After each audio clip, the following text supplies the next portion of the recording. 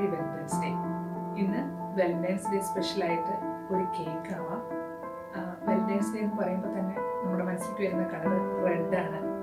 അപ്പോൾ നമുക്ക് ഇന്ന് ഒരു റെഡ് വെൽവെറ്റ് കേക്ക് എങ്ങനെയാണ് ഉണ്ടാക്കുന്നത് നോക്കാം. ഈ യൂട്യൂബ് ചാനൽ തുടങ്ങിയിട്ട് ഇന്ന് 25th റെസിപ്പിയാണ് ഇടുന്നത്. യൂട്യൂബ് ചാനലിലെ 100 സബ്സ്ക്രൈബേഴ്സ് കഴിഞ്ഞു. യൂട്യൂബിൽ നിന്ന് മെയിലൊക്കെ വന്നു. ഒരു സ്മോൾ സ്റ്റെപ്പാണ് തുടങ്ങിയിട്ട് ഇത്ര ദിവസത്തിനുള്ളിൽ 100 സബ്സ്ക്രൈബ് ചെയ്ത എല്ലാവർക്കും താങ്ക്സ്. ഇതുവരെ സബ്സ്ക്രൈബ് ചെയ്തിട്ടില്ലാത്തവരെ please subscribe. Shebi's kitchen Facebook page like ചെയ്യാത്തവർ അതും ലൈക്ക് ചെയ്യുക. അതും 100+ ലൈക്സ് ആൻഡ് ഫോളോവേഴ്സ് ആയി. ഇന്നൊരു മൊത്തത്തിലെ ഒരു സെലിബ്രേഷൻ ഡേ ആണ്. അപ്പോൾ നമുക്ക് എങ്ങനെയാണ് ഈ റെഡ് വെൽവെറ്റ് കേക്ക് ഉണ്ടാക്കുന്നത് നോക്കാം. ഇത്രയാണ് റെഡ് വെൽവെറ്റ് കേക്കിന് വേണ്ടിയിട്ടുള്ള ഇൻഗ്രീഡിയൻസ്. ഞാനിവിടെ എടുത്തിരിക്കുന്നത് സെൽഫ് റൈസിങ് ഫ്ലവർ ആണ്. ഇനി നിങ്ങൾ ഓൾ പർപ്പസ് ഫ്ലവർ ആണ് അല്ലെങ്കിൽ മൈദയാണ് എടുക്കണമെങ്കിൽ ബേക്കിംഗ് പൗഡർ കൂടെ ആഡ് ചെയ്യണം. പിന്നെ ഇത് പഞ്ചസാരയാണ്, മുട്ട, പിന്നെ ഇത് കൊക്കോ പൗഡർ, ബട്ടർ വേണം, കുറച്ച് ഓയിൽ, റിഫൈൻഡ് ഓയിൽ, എന്ത് ഓയിലും നിങ്ങൾക്ക് എടുക്കാം. പിന്നെ ഇത് ബട്ടർ മിൽക്കാണ്. കട്ടിയുള്ള തൈരോ യോഗട്ടോ ഒക്കെ യൂസ് ചെയ്യണമെങ്കിൽ കുറച്ച് വെള്ളം ചേർത്ത് മിക്സിയിൽ അടിച്ചെടുക്കുക, കാരണം നമുക്ക് ബട്ടർ മിൽക്കാണ് വേണ്ടത്. പിന്നെ ഇത് കുറച്ച് ബേക്കിംഗ് സോഡയാണ്, കുറച്ച് ഉപ്പ്, ഇത് വിനാഗിരിയാണ്, വൈറ്റ് വിനാഗിറാണ് എടുത്തിരിക്കുന്നത്. പിന്നെ vanilla essence. Red velvet cake ആയതുകൊണ്ട് നമ്മൾ റെഡ് കളറും ചേർക്കുന്നുണ്ട്. ഇത്രയാണ് കേക്കിന് വേണ്ടിയിട്ടുള്ള ഇൻഗ്രീഡിയൻസ്. ഇനി ഇതിൻ്റെ ഫ്രോസ്റ്റിംഗ് ചെയ്യുന്നത് ക്രീം ചീസാണ്. അപ്പോൾ അതിന് വേണ്ടിയിട്ടുള്ള ഇൻഗ്രീഡിയൻസ് എന്തൊക്കെയാണെന്ന് നോക്കാം. ഇത്രയാണ് ക്രീം ചീസ് ഫ്രോസ്റ്റിങ്ങിന് വേണ്ടിയിട്ടുള്ള ഇൻഗ്രീഡിയൻസ്. അതിന് മെയിൻ ഇൻഗ്രീഡിയൻറ്റ് ക്രീം ചീസ് തന്നെയാണ്. പിന്നെ കുറച്ച് അൺസോൾട്ടഡ് ബട്ടർ, പിന്നെ ഐസിങ് ഷുഗർ, ഇത് തിക്ക് ക്രീമാണ്, പിന്നെ കുറച്ച് വാനില എസൻസ്. അപ്പോൾ ഇനി എങ്ങനെയാണ് റെഡ് വെൽവെറ്റ് കേക്ക് ഉണ്ടാക്കണമെന്ന് നോക്കാം.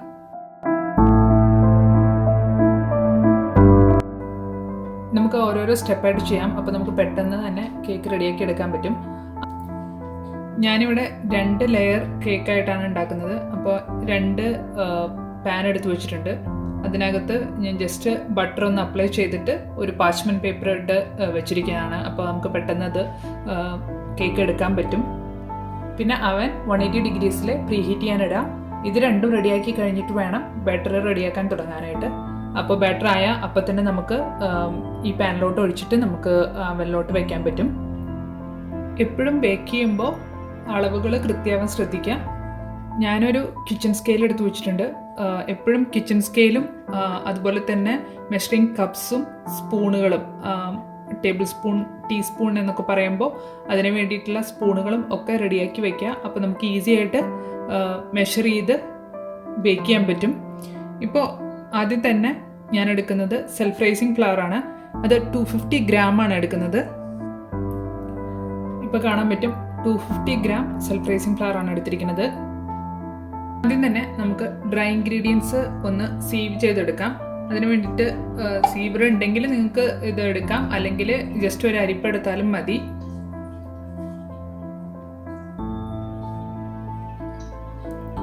മെഷർ ചെയ്ത് വെച്ച ആ 250 ഗ്രാം സെൽഫ് റൈസിങ് ഫ്ലവർ എടുക്കാം.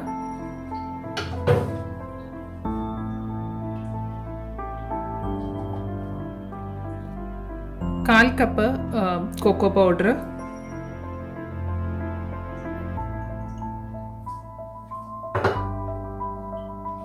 പിന്നെ ഒരു 1/4 മുതൽ ഒരു 1/2 ടീസ്പൂൺ വരെ ഉപ്പ്. കൊക്കോ പൗഡറും ഇതും കൂടെ മിക്സ് ചെയ്യാൻ ഏറ്റവും നല്ലത് അരിച്ചെടുക്കുക തന്നെയാണ്. കൊക്കോ പൗഡർ ചിലപ്പോൾ ഇങ്ങനെ കട്ട പിടിച്ചിട്ടിരിക്കുന്നുണ്ടാവും. അപ്പോൾ അരിക്കാതെ ഒരിക്കലും കേക്കിൽ ചേർക്കരുത്.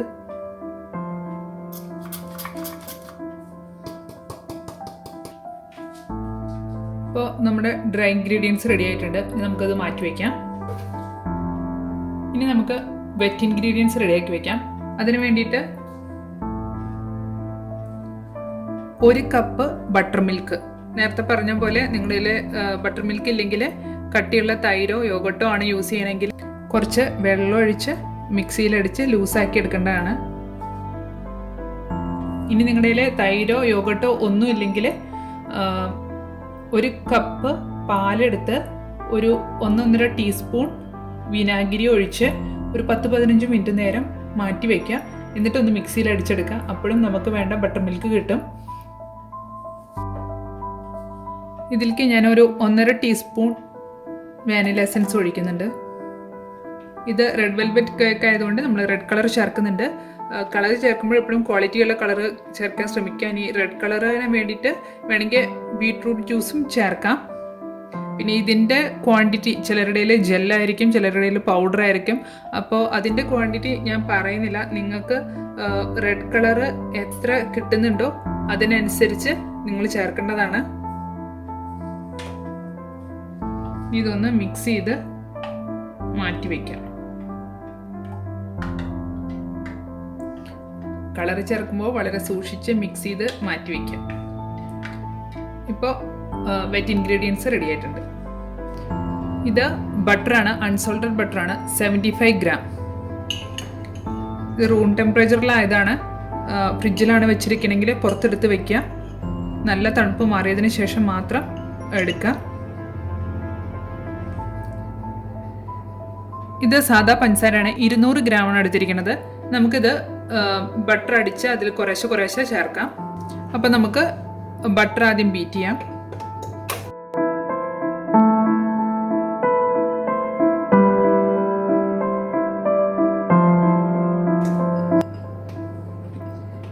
ഇതിലേക്ക് കുറച്ച് പഞ്ചസാര ഞാൻ ചേർക്കുന്നുണ്ട്.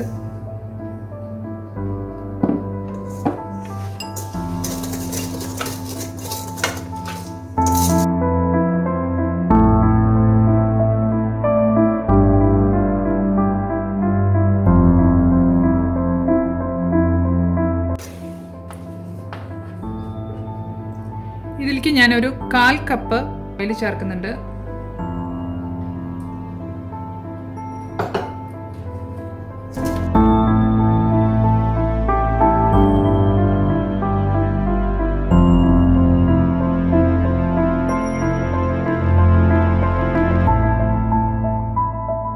ബാക്കിയുള്ള പഞ്ചസാര കൂടെ ചേർക്കുന്നുണ്ട്.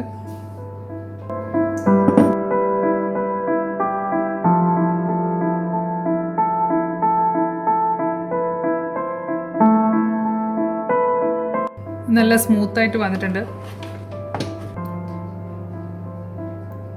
ഇതിലേക്ക് നമുക്കിനി എഗ്ഗ് ചേർക്കാം. 2 എഗ്ഗാണ് ചേർക്കുന്നത്. 1 by 1 ആയിട്ട് ചേർക്കാം.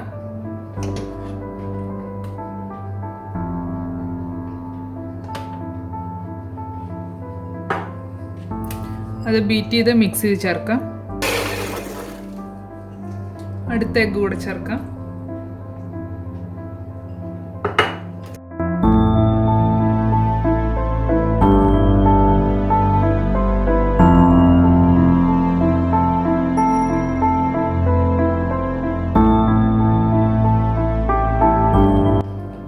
ഒരു സ്പാച്ചില കൊണ്ട്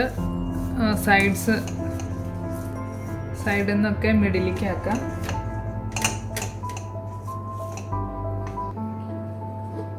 ഇനി നമുക്ക് ഡ്രൈ ഇൻഗ്രീഡിയൻസ് വെറ്റ് ഇൻഗ്രീഡിയൻസ് ആണ് ചേർക്കേണ്ടത്. ഒരുമിച്ചിടണ്ട, കുറച്ച് ഡ്രൈ ഇൻഗ്രീഡിയൻസ് ഇടുക, മിക്സ് ചെയ്യുക. അത് കഴിഞ്ഞിട്ട് വെറ്റ് ഇൻഗ്രീഡിയൻസ് കുറച്ച് ഒഴിക്കുക, മിക്സ് ചെയ്യുക. അങ്ങനെ ഓൾട്ടർനേറ്റീവ്ലി 2-3 തവണയായിട്ട് ഇതിനകത്ത് മിക്സ് ചെയ്ത് ചേർക്കണം.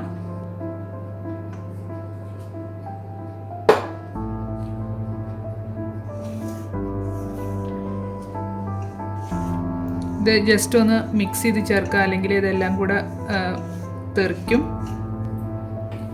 ഇതിനി ഹൈ സ്പീഡിലിട്ടിട്ട് ബീറ്റ് ചെയ്യൊന്നും വേണ്ട, ജസ്റ്റ് ലോ സ്പീഡിലിട്ട് അതൊന്ന് മിക്സ് ചെയ്താൽ മതി.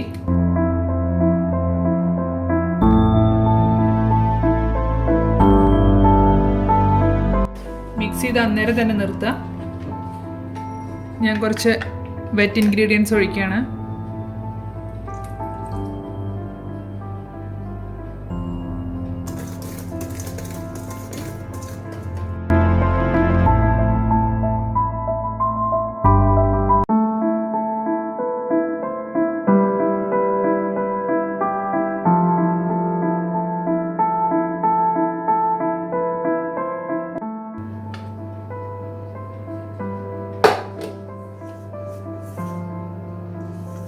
ഇപ്പോൾ എല്ലാം വെറ്റ് ഇൻഗ്രീഡിയൻസും ഡ്രൈ ഇൻഗ്രീഡിയൻസും മിക്സ് ചെയ്ത് കഴിഞ്ഞു.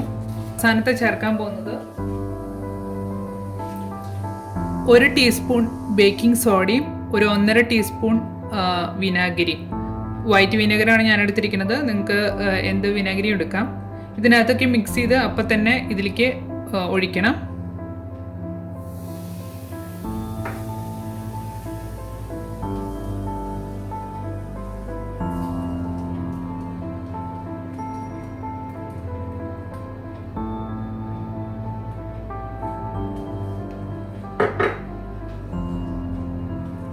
ഇതൊന്ന് ജസ്റ്റ് മിക്സ് ചെയ്ത് ചേർക്കാം.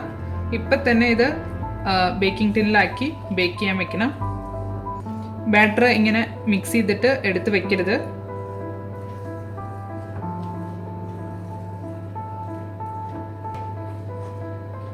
ഇത് ഹാഫായിട്ട് 2 ബേക്കിംഗ് ടിന്നിൽ ഒഴിക്കാം.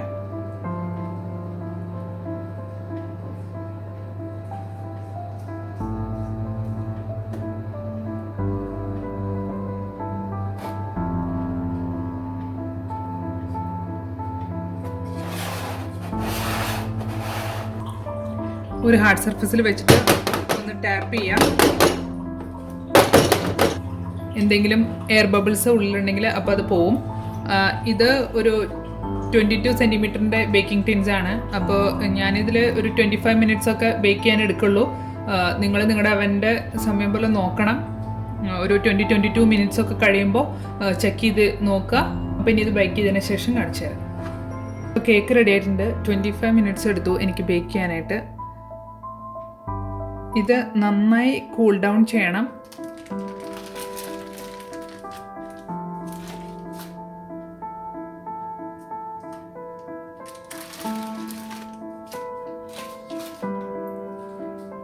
നന്നായി കൂൾ ചെയ്തതിന് ശേഷം മാത്രമേ ഫ്രോസ്റ്റിംഗ് ചെയ്യാവുള്ളൂ. അല്ലെങ്കിൽ അത് ഭയങ്കരമായിട്ട് മെൽറ്റ് ചെയ്യാൻ തുടങ്ങും ഫ്രോസ്റ്റിങ്. അപ്പോൾ നന്നായി തണുപ്പിക്കുക.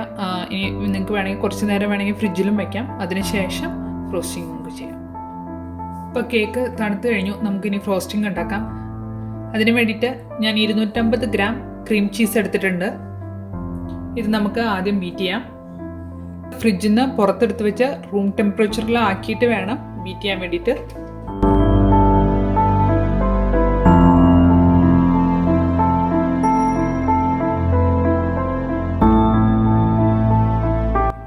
ഇതിലേക്ക് ഒരു 100 ഗ്രാം ബട്ടർ കൂടെ ഞാൻ ആഡ് ചെയ്യുന്നുണ്ട്.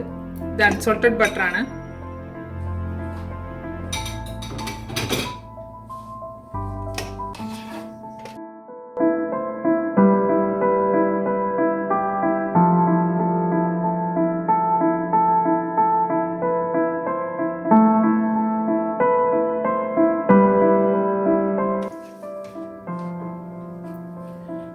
ഒരു teaspoon vanilla essence,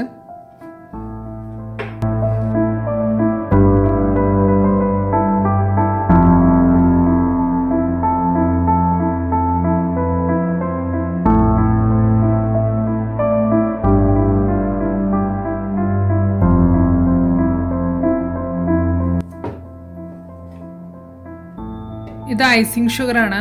icing sugar എപ്പോഴും ഉപയോഗിക്കുമ്പോൾ അരിച്ചിട്ട് ഉപയോഗിക്കുക. ഒരു സ്ട്രെയിനർ കൂടെ നന്നായി സീവ് ചെയ്തെടുക്കണം. നേരിട്ട് ഐസിങ് ഷുഗർ ആഡ് ചെയ്യരുത്. ഇത് ഞാനിപ്പോൾ കുറച്ചായി ഇതിനകത്ത് ആഡ് ചെയ്ത് ബീറ്റ് ചെയ്തെടുക്കാൻ പോവാണ്.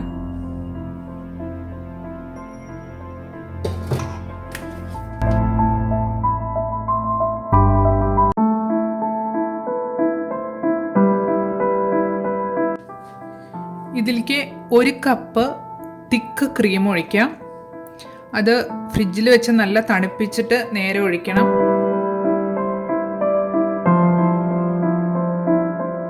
ഇപ്പം നിങ്ങൾക്ക് കാണാൻ പറ്റും നല്ല ഫ്രോസ്റ്റിംഗ് റെഡി ആയിട്ടുണ്ട്. ഇനി നമുക്ക് ഇത് കേക്കുമ്മേ ഡെക്കറേറ്റ് ചെയ്യാം. ഇങ്ങനത്തെ ഒരു കേക്ക് റൊട്ടേറ്റിംഗ് ടേബിൾ ഉണ്ടെങ്കിൽ അത് നല്ലതാണ്. അല്ലെങ്കിൽ സാധാ പ്ലേറ്റിൽ വെക്കാം. ഒരു കാർഡ്ബോർഡ് എടുത്തിട്ട് ഒരു അലുമിനിയം ഫോയിൽ അതിൻ്റെ മുകളിൽ നന്നായി പൊതിഞ്ഞ് വയ്ക്കാം. അപ്പോൾ നമുക്ക് കേക്ക് എടുക്കാൻ എളുപ്പമായിരിക്കും. ആദ്യം തന്നെ കുറച്ച് ഫ്രോസ്റ്റിങ് നടുക്ക് വെക്കാം. അപ്പോൾ കേക്ക് ഇളകി പോവാതിരിക്കും. അല്ലെങ്കിൽ ഈ ബോർഡിൽ നിന്ന് കേക്ക് പെട്ടെന്ന് ഇളകി പോരാൻ ചാൻസ് ഉണ്ട്.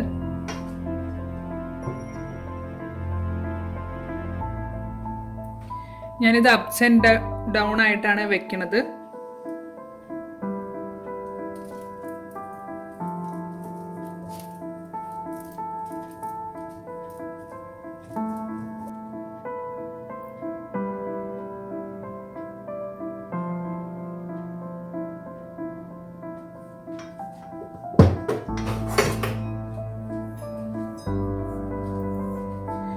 നിങ്ങൾക്ക് എങ്ങനെ വേണമെങ്കിലും ഇത് ഡെക്കറേറ്റ് ചെയ്യാം.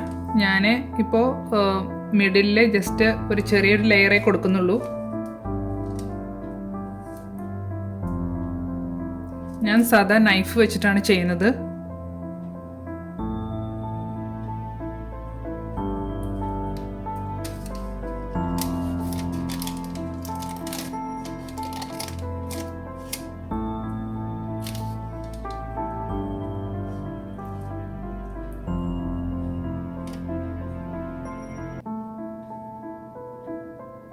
ഇനി നമുക്ക് അടുത്ത ലെയർ കേക്ക് വെക്കാം.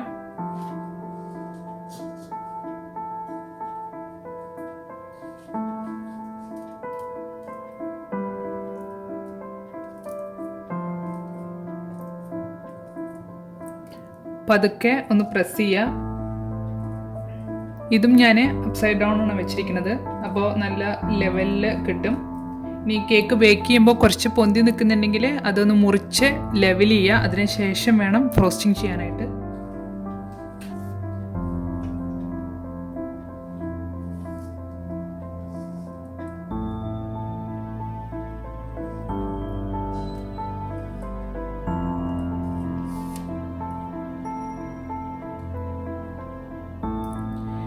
ഞാൻ കേക്ക് ഡെക്കറേറ്റ് ചെയ്യുന്നതിൽ മാസ്റ്ററൊന്നുമല്ല. ഞാൻ ഭയങ്കര മോശമാണ് ഡെക്കറേറ്റ് ചെയ്യുന്ന കാര്യത്തിൽ.